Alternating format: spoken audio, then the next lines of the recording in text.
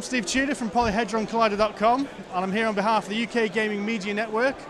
I'm here talking to Martin from Black Box Games, who is, for the second year running, that's right, brought your game Lords of War to the UK Games Expo. Yeah, we've grown quite a bit since last year. Last year we only had Orcs versus Dwarves, and now we've got Orcs versus Dwarves, Elves versus Lizardmen, Templars versus Undead, and the Weather and Terrain expansion pack.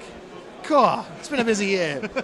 You've also just come out with your first Kickstarter project. Yep. How did that go?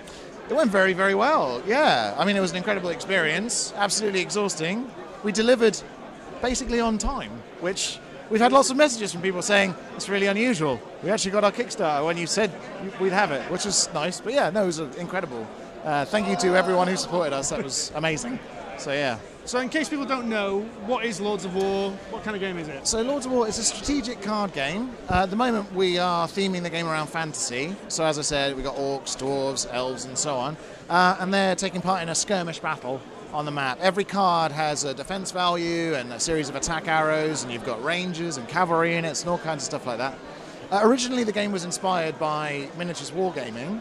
Nick, the co-designer of the game, and my partner in Black Box, he used to play a lot of war games, but reached a point in his life where he couldn't carry all of his wargaming stuff around. He had children, didn't have the time to paint and so on. So he developed a really simple war game on cards, was the basic idea. No text on the cards, just numbers. Yeah. And so I took his game and ruined it, according to him.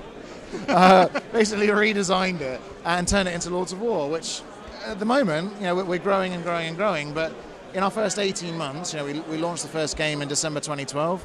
We're now in Waterstones and Toys R Us and Germany and Japan and America, and it's going really excitingly well. So, yeah, we're coming along. So, what's next then? You said you've done 6 factions now in 3 separate boxes, is that right? That's right, You've got the weather expansions. Yep. You've also got the nice playmat, which I've seen, which is we do. Very nice. Which isn't something that I planned on at all. I mean, when we originally designed the game, there was no playmat at all. And when we were demoing it, and in the really, really early days before we had it all printed, we established quite quickly that people couldn't just imagine a grid. They needed a grid to play on. So we whacked a paper one in with it in the rules saying, once you've learned how to play the game, just ditch the playmat. Everyone keeps playing with the playmat. And it turned out they wanted a really nice luxury one. So we have created a really quite nice kind of felt finished playmat, and that's going down really well. So yeah, that's nice.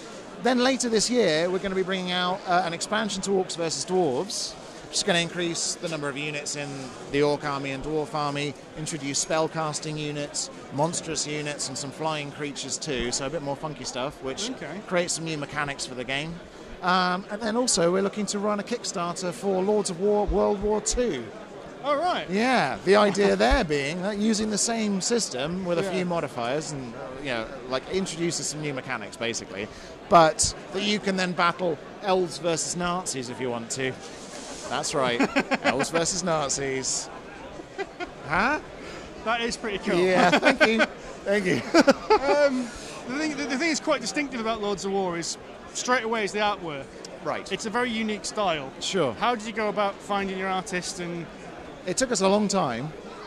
It took us about 6 months. Right. And we went through 8 different artists to get to the artist that we wanted. Because for me, it's really important that the game is family friendly. Yeah. So, you know, kids have to be able to access it and like what it looks like and think it looks cool. I want their mums to also think it looks cool.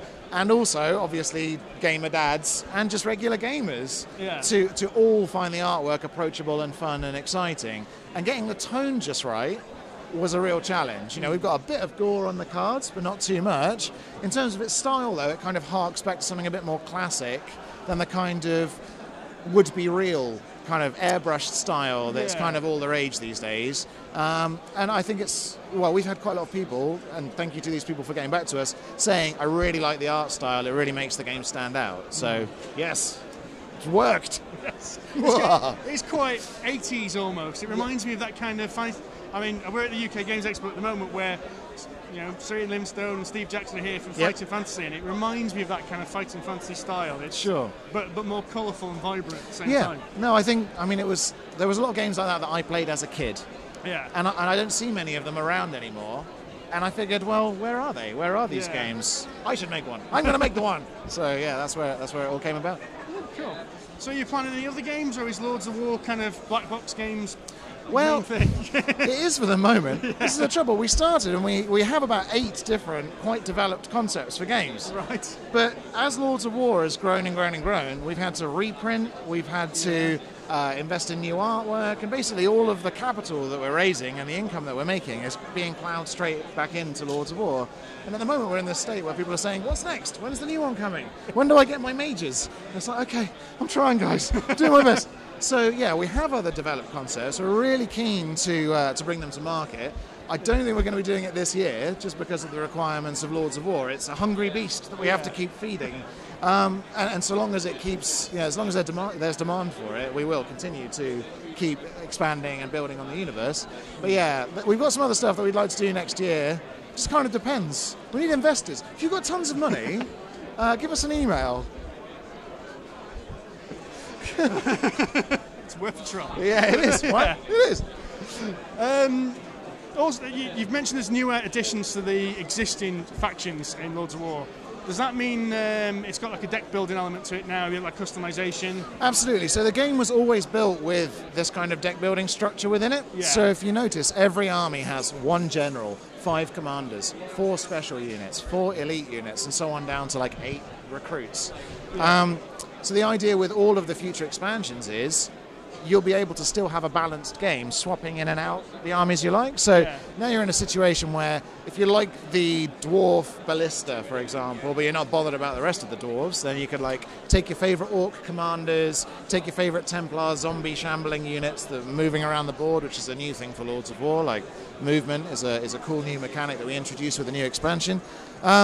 Which is also nominated for a UK Games Expo award. So fingers crossed. Good luck. By the time this goes out on the internet, we'll know. Yeah, we'll already know. Yeah, if we're lost, this might be Martin Brooks in memoriam.